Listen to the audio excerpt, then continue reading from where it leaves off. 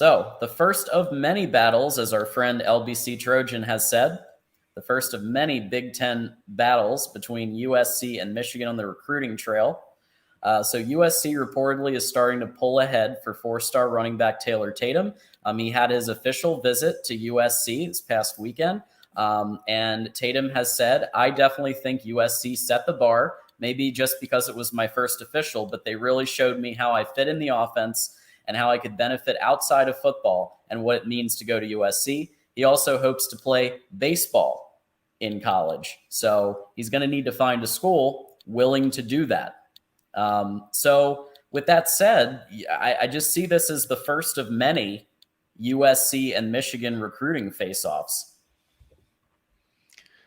So, John, to go back to the quote that you just read off from Mr. Tatum, what was the middle item there? He had certain tenets there. So he said that it was how I fit in the offense so well and how I could benefit outside of football and what it means to go to USC. So I would love to know what he means by that. I've got a guess. I've got a pretty educated guess on what he means by that. So that's what caught my ear.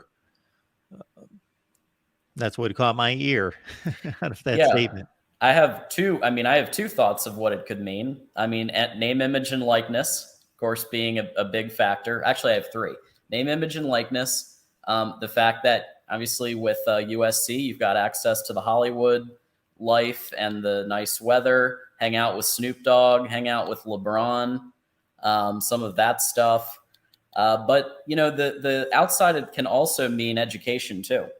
And so maybe that's a factor that Michigan could bring him back to the fold as well. Remember, he has his official visit to Michigan on the 23rd. So he is coming to Michigan in just a couple of weeks, and Mike Hart is going to have the opportunity to turn him around. And I told this to Rick, LBC Trojan, and we had a nice little debate about this. But if anybody can turn him around, I think Mike Hart is the guy who could. I will only underline the initial point, and that's that the recruiting battles between Michigan and USC, we can bring Ohio State and Penn State into the mix, will be even more fascinating than what we currently perceive, because what we currently analyze are players from a certain part of the country. Looking back 4 or 5 years from now, we'll be able to go to Southern California and say, the traditional Big Ten teams, how well were they able to go into Southern California, and were they more effective, or were USC and UCLA more effective going to the Midwest and getting some of the players that they want because of that connection between the two parts of the country?